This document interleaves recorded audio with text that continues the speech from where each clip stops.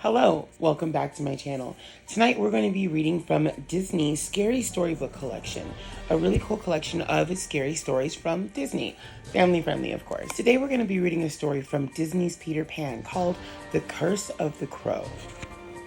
There was nothing Smee hated more than gathering firewood, not even swabbing the decks, but Captain Hook had given him his orders. The pirate was wandering through the woods when he smelled smoke. Smee chuckled.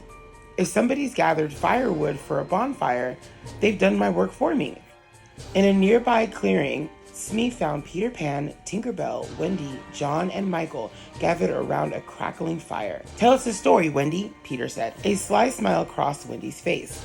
Have you ever heard of the Curse of the Crow? She asked. The boys shook their heads. Long ago, there lived a wise old crow, Wendy began.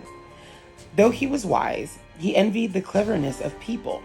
Since he could not compete with them, he cursed them instead. There were 4 signs that you had been cursed, Wendy continued. First, there would be bird tracks. Then, soot and soap, and sudden fits of sneezing. But worst of all, what? What was the worst, the boys coerced?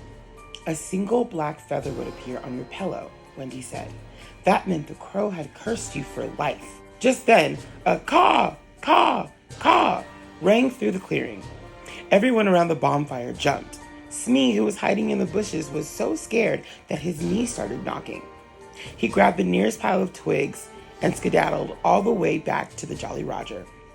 Oh, Peter, Wendy said with a laugh. That was a perfectly timed caw, I should say. Peter grinned. He had noticed Smee hiding in the bushes and thought to give him a good scare. He was sure the pirate would be shaking the rest of the night. One more story? Michael asked through a big yawn.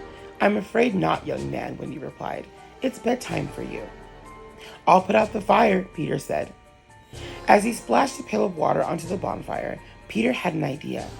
He beckoned to John and Tink. I know how to teach that Smee a lesson once and for all, he began. But first we'll need a pine branch, some flowers, and all the soggy soot. Meanwhile, Smee had made it back to the Jolly Roger. Captain, Captain, he cried breathlessly as he ran onto the ship. What is it, the crocodile? Captain Hook shrieked, jumping. No, Smee replied. It's the Curse of the Crow. He told the crew Wendy's story, but none of the other pirates were scared. Why, there ain't never been no crow in Neverland, one of the pirates jeered. But I heard one, Smee protested. While Smee was telling the pirates Wendy's story, Peter Pan, Tink, and John snuck onto the Jolly Roger. Peter whispered, Tink, you're up. Tink dipped a pine sprig into the pail of wet soot. Then she flew around the ship, leaving dirty marks that looked just like bird tracks. When Smee saw the marks, he gasped, Bird tracks! He exclaimed, It's the Curse of the Crow! But Captain Hook didn't believe in the curse. He just saw a big mess. You call this ship shape? He bellowed at his crew. Swab the decks at once, or you'll walk the plank. Smee scrambled to add soap powder to the pails of water. They'll see, he grumbled. The curse is real. Your turn, John, Peter whispered. Hurry! When Smee's back was turned, John dashed forward and sprinkled more soot into the pails. When the pirates started mopping the deck, they made the mess even worse. Oh no, Smee moaned, hiding his eyes. The crow's curse is happening, just the way Wendy said it would.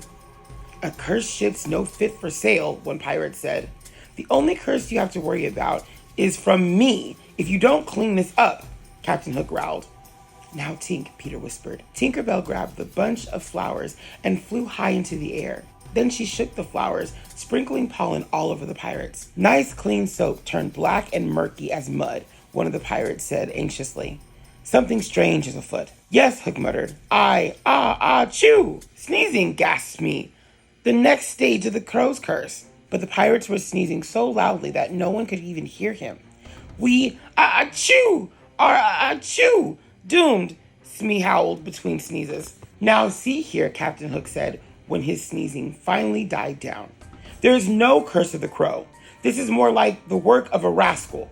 What do you mean, Captain? Smee asked. Peter Pan is trying to make fools of us all, Hook explained. Search the ship and seize that scoundrel. Aye, aye, Captain, the pirates yelled. That's our cue, Peter told the others. Away we go. Captain, look, Smee said in astonishment as he spotted 2 figures flying past the moon. What did I tell you? Captain Hook gloated, pushing past Smee and making his way towards his cabin. I knew there would be an explanation for all the silliness. You're right, Captain, Smee said, breathing a sigh of relief. It was just Peter Pan, after all. It's not like anyone found a crow's feather on his pillow. Now that would be really scary. Imagine being cursed for life. Imagine it, Captain Hook retorted. I'm going to bed. Captain Hook took his key and unlocked the door to his cabin. Cursed for life, he said with a chuckle as he lit a candle. Poppycock. Then he saw it, a single dark feather, right on his pillow.